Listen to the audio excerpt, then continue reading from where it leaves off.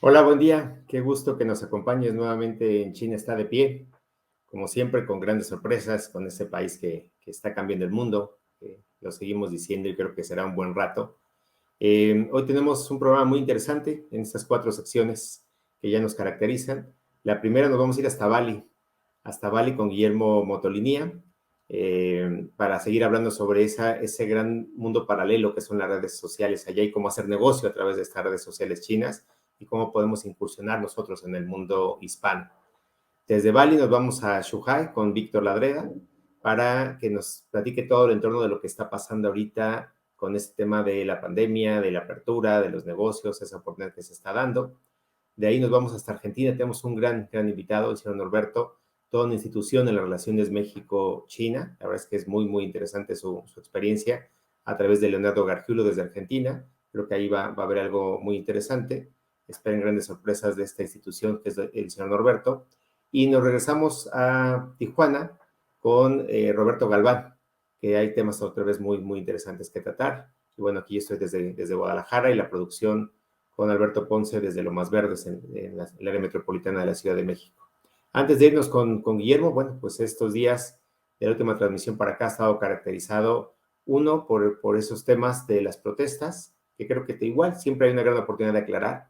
Ponen las protestas los medios tendenciosos como algo alarmante, catastrófico, cuando las protestas en China es algo habitual, que no lo sepamos o no se da a conocer, pero la protesta es algo que también se da a conocer, ya podemos analizarlo, o cosas interesantes de cómo se está detonando en México, que siempre se estuvo frenando esa gran inversión, sobre todo en Nuevo León, en la compra de bodegas, si bien la inversión indirecta, inversión directa no se está reflejando tal cual, pero sí en la compra de inmuebles a través de terceros, sobre todo para el sector industrial. Entonces tenemos grandes sorpresas que iremos transmitiendo a través de China está de pie.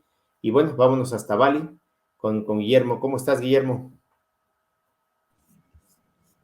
Hola Carlos, muy bien, muchas gracias por la introducción y por la presentación.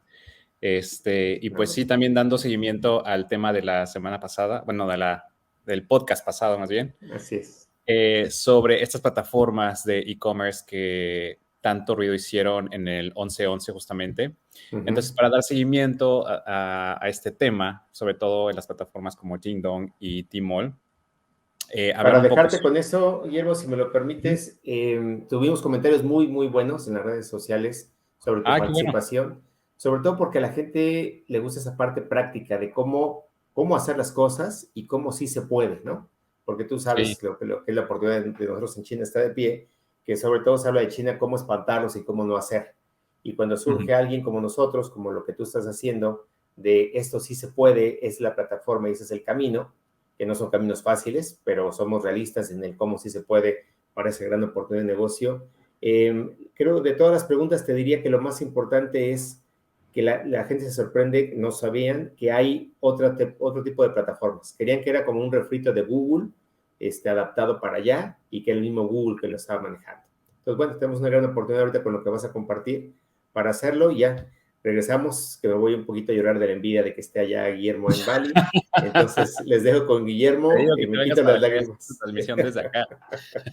Seguro que sí, regresamos ahorita contigo, Guillermo.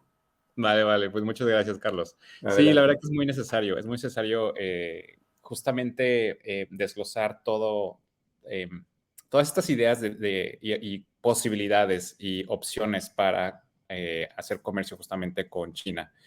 Y estas plataformas de e-commerce son una de ellas. Entonces, hablando justamente y específicamente de Jingdong y de Tmall, ya, bueno, recapitulando también sobre todos estos millones de ventas que se generaron en el doble 11 este mes, eh, hay ciertos requerimientos para poder vender, porque también preguntan, bueno, o sea, dentro de esta fiebre y este furor que hubo en el doble 11, entonces, ¿cómo puedo yo como comercializador estar presente y poder vender en Jingdong y en Tmall? Entonces, vamos primero con las ventajas de estas plataformas y después vamos con los retos y los requerimientos. Yo les llamo retos y también los requerimientos para poder estar presente en esas plataformas.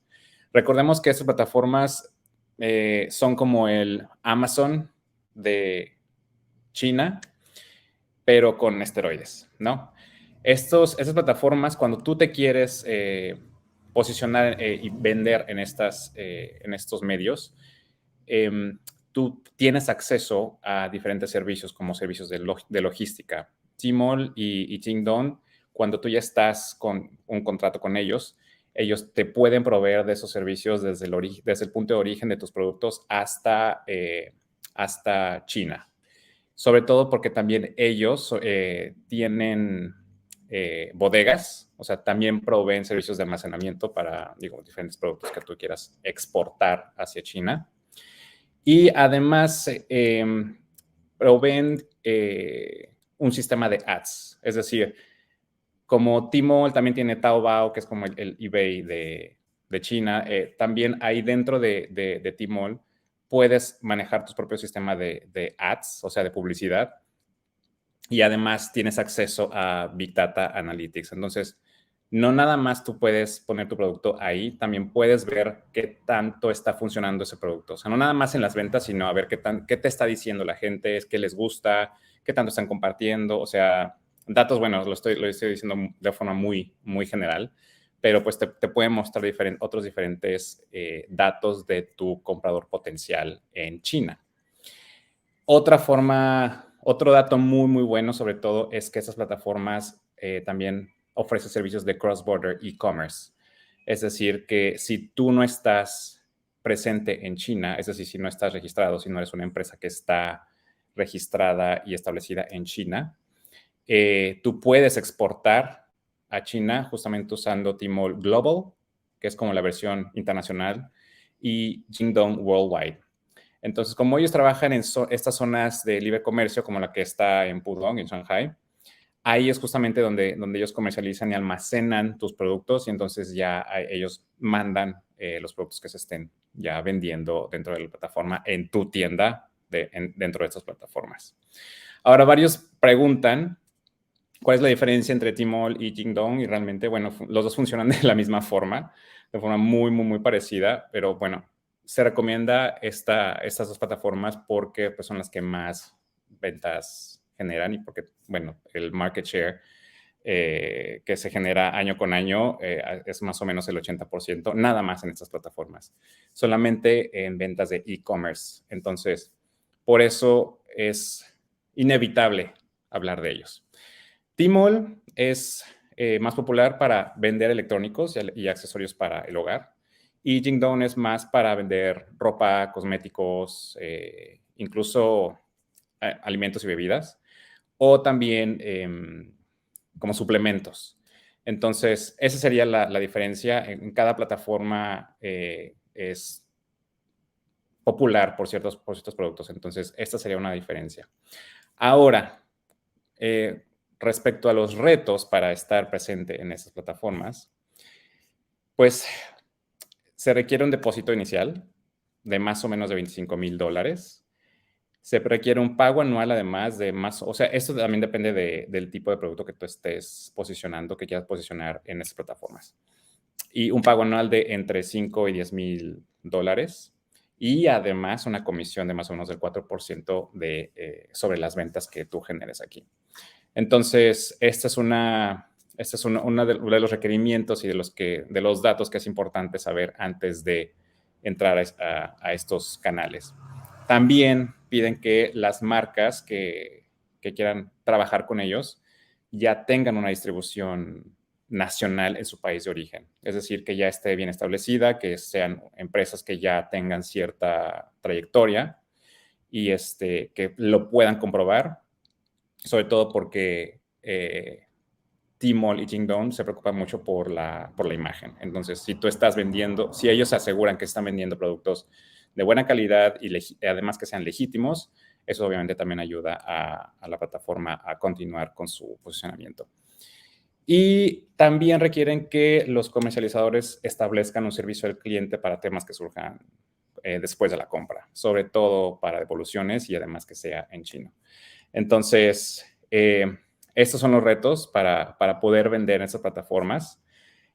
Se requiere de mucha inversión, entonces este tipo de canales se recomiendan sobre todo para empresas ya más grandes, pero este es justamente el punto donde podemos ya hablar de otras opciones que no requieren tanta inversión.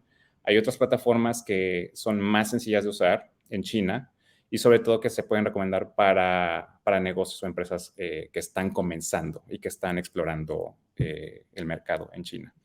Entonces, eso hasta ahorita en temas de e-commerce con Jingdong y Tmall. No sé si tengas alguna pregunta, Carlos. Cuéntame.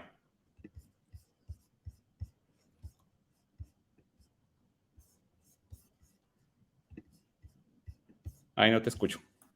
Perdón, yo aquí echando un monólogo y había quitado el micrófono. Ahí estás. Te decía, Guillermo, que tenemos varios ya inscritos en nuestro programa de junio, en el que están apostando mucho también al negocio de logística, tanto en China como acá, en el que ellos quieren tener bodegas e incluso recintos fiscales, que es la figura aquí en México, y creo que para ellos va a ser muy interesante ver esta plataforma, porque estás hablando del final de la cadena, que es la comercialización, pero todo lo que implica de allá para acá y de aquí para allá, el traer los productos, creo que hay algo muy interesante que hacer. Seguramente me voy a adelantar a las preguntas, ya conozco, diría mi abuela, ya conozco a mi gente, qué es lo que nos van a empezar a preguntar, y creo que tu programa va a causar mucho furor, sobre todo en los alumnos inscritos para los programas que tenemos para el año que entra, porque esta es una de las mayores inquietudes, y es el tema de inversión. Son 3 preguntas que si nos da tiempo las podemos hacer, si no los dejamos picados para la próxima semana. Uno es, en el área de servicio, ¿cuánto tendría que invertir para empezar a hacer un negocio, sobre todo en el área turística que hemos platicado, ¿no? Si quiero empezar a ofertar servicios turísticos de manera bilateral, ¿cuánto se requeriría? Si soy una empresa pequeña y quiero empezar a comercializar algún producto, el más recurrente que nos han llegado son playeras, por ejemplo, con esos estampados mexicanos que están de moda ahorita por varias marcas. ¿Cómo puedo empezarlo a ofertar? O si quiero empezar a importar, ¿cuál es la inversión mínima? Ya hablaste ahorita de una empresa mediana grande, pero si soy gente sencilla de campo, ¿cuál es la inversión que requiero para empezar? Más o menos por ahí creo que nos van a empezar a preguntar, Guillermo. Sí. Sí, pues eso no te lo podría responder ahorita, sobre todo porque, y eso también da pauta para otro tema, y ese es los estudios de mercado. Los estudios de mercado, no sé por qué, pero se han olvidado mucho de hacer estudios de mercado o de hacer pruebas, al menos mínimas, para ver qué tanto funciona un producto y qué tanto alcance tienes. Entonces, una vez que se hace un estudio de mercado, que se hace una aproximación o que se hace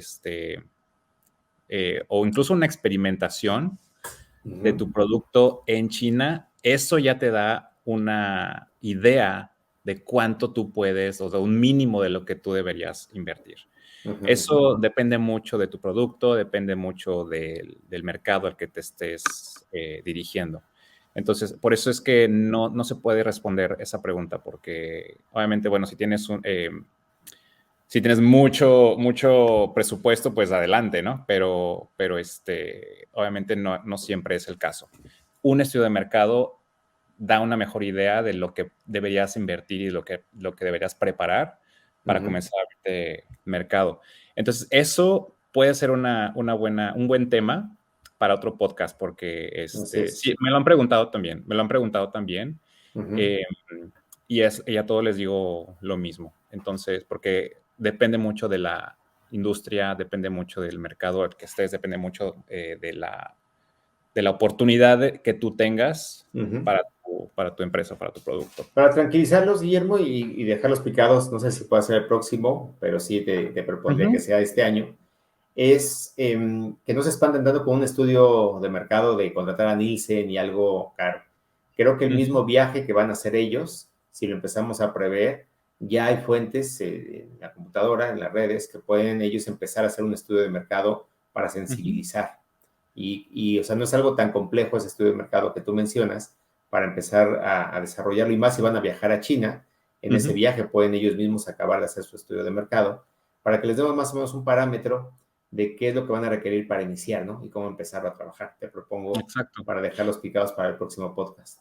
Sí, incluso ya hay esta información de diferentes industrias, o sea, de otras empresas, casos de estudio, etcétera, de otras empresas que se abrieron camino ellas solas, Ujú. que también sirve mucho. Eso también es parte de un estudio de mercado, o sea, ver qué se ha hecho antes. Exacto. Entonces, sí, claro que sí, lo podemos hacer el siguiente podcast sin problema. ¿Va? Pues un Ah, gusto, Guillermo. Un abrazo con las debidas reservas hasta Bali. Ya lo superé, pero qué gusto que andas por allá. Y bueno, mucho que platicarnos. Nos vemos la muchas próxima gracias, semana Carlos. y lo seguimos platicando. Un abrazo. Gracias, un abrazo. Gracias, hasta luego. Bueno, pues vámonos a un corte para ahora irnos hasta Shanghái con Víctor Ladreda. Regresamos de este corte para ver qué sorpresas nos tiene ahora el sur de China. Regresamos.